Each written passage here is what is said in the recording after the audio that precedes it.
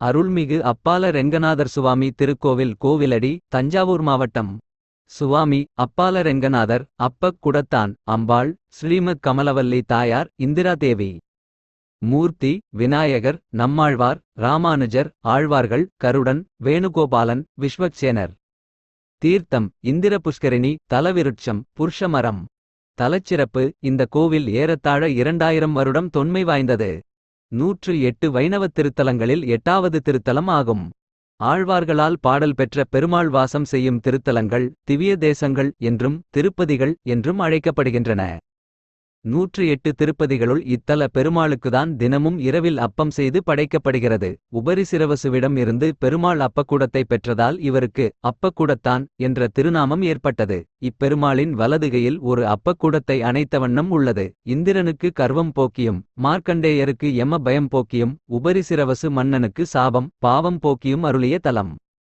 பெருமாளின் பஞ்சரங்கதலம் என்று சொல்லக்கூடிய 5 அறங்களில் இதுவும் ஒன்று ஆகும். பெருமாளுக்கு முன்பே ஸ்ரீதேவி எழுந்தருளிய தலம், 4 ஆழ்வார்கள் மங்களாசாசனம் செய்துள்ள தலம், மார்க்கண்டேயனுக்கு பெருமாள் அருளிய தலம் என பல பெருமைகளை உடைய திவ்ய தேசம் தற்போது கோயிலடி என அழைக்கப்படும் திருப்பேர் நகர் ஆகும்.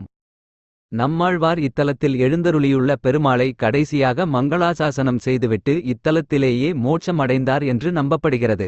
எனவே இத்தலம் வந்து வழிபடுவோருக்கு வைகுண்ட வாசம் நிச்சயம் என்பது ஐதீகம். 5 ஸ்ரீரங்கங்களுள் இதுவும் ஒன்று. அதாவது பெருமாள் சயனக் கோலத்தில் எழுந்தருளியிருக்கும் பஞ்சரங்க தலங்களில் இது 2வது தலமாக விளங்கி வருகிறது. இந்த பஞ்சரங்க தலங்கள் உபய காவிரி மத்தியில் அமைந்துள்ளன. அதாவது பிரிந்து பாயும் 2 காவிரிக்கு மத்தியில் உள்ள தலங்களாகும். ஆதிரங்கம் ஸ்ரீரங்கப்பட்டினம் மைசூர் அப்பால ரங்கம் திருப்பேர்நகர் கோவிலடி.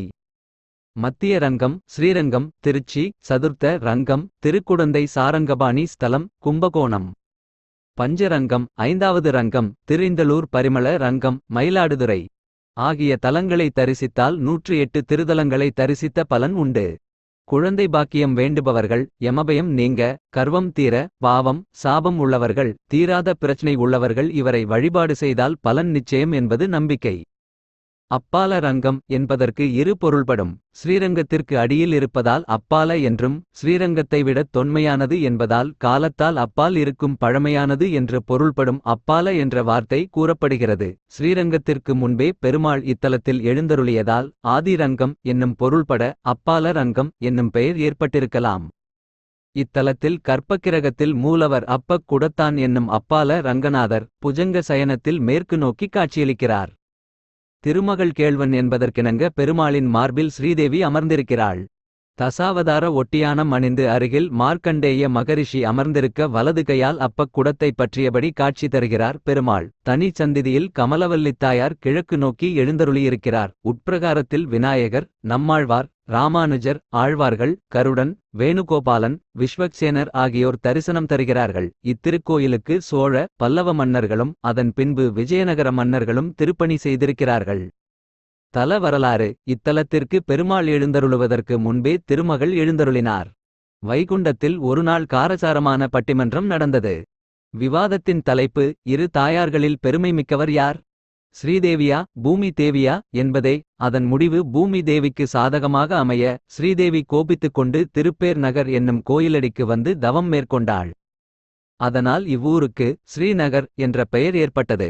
ஆழ்வார்கள் அதனை அழகு தமிழில் திருப்பேர் நகர் என்று அழைத்தனர். கோயிலடிக்கு பெருமாள் எழுந்தருளுவதற்காகவே இந்த நாடகம் நடத்தப்பட்டது. ஸ்ரீதேவிக்கு காட்சியளித்த பெருமாள் பூதேவியை விட நீயே உயர்ந்தவள் என்று ஆறுதல் கூறி பிராட்டியை தன் திருமார்பில் சேர்த்து கொண்டார். பெருமாள் தன் மார்பில் ஸ்ரீதேவியை சூடிய தலம் இது. இங்கு வந்து வழிபட்டால் எல்லாச் செல்வங்களும் சேரும் என்பது ஐதீகம்.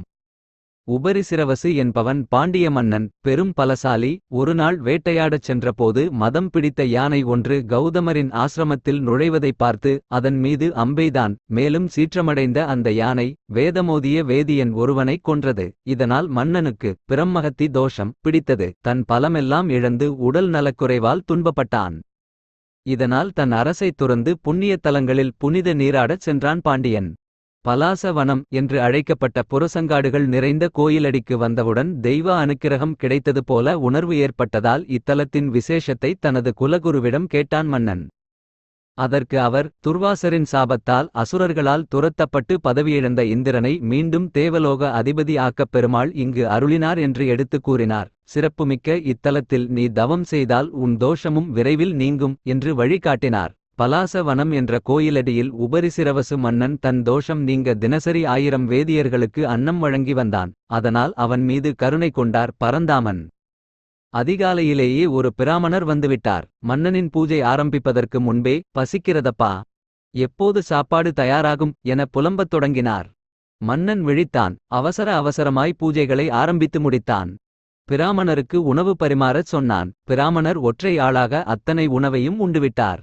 மன்னன் அதிர்ச்சி அடைந்தான். பிராமணர் அரை வயிறே நிரம்பியதாக ஆர்ப்பரித்தார். மன்னன், சற்றே பொறுத்தருள்க, மீண்டும் உணவு சமைத்து அர்ப்பணிக்கிறேன் என்றான். மீண்டும் சமைக்கிறேன் என்ற மன்னனிடம் வேதியர் உருவில் வந்த வேதத்தின் நாயகன் பதிலுரைத்தார். அப்பனே, நான் சற்றே ஓய்வு எடுக்க வேண்டும். அந்தி சாய்ந்ததும் எனக்கு அப்பம் கொண்டு வா என்று கூறினார். அந்த அப்பங்களை ஒரு குடம் நிறைய கொண்டு வா என்றும் கூறிவிட்டு ஓய்வெடுக்கச் சென்றாராம் பெருமாள்.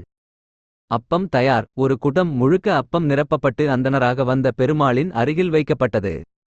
அதில் ஒன்றை தின்றுவிட்டு மன்னனை பார்த்து சிரித்தார் பிராமணர். மன்னன் ஏதோ பரவசமாக உணர, பிராமணர் உடனே பெருமாளாக மாறி மன்னன் உபரிசிரவசுக்கு காட்சி தந்தார். அப்போது தவமிருந்த ஸ்ரீதேவி தாயாரும் மன்னனுக்கு திருவருள் புரிந்தாள். அப்பத்தை விரும்பி கேட்டுத் தின்றதால் அன்று முதல் இந்த பெருமாளுக்கு அப்பக் குடத்தான் என்ற வித்தியாசமான திருநாமம் ஏற்பட்டது. இன்றைக்கும் இரவு வேளையில் அப்பால ரங்கநாதருக்கு அப்பம்தான் நைவேத்தியம் செய்யப்படுகின்றது.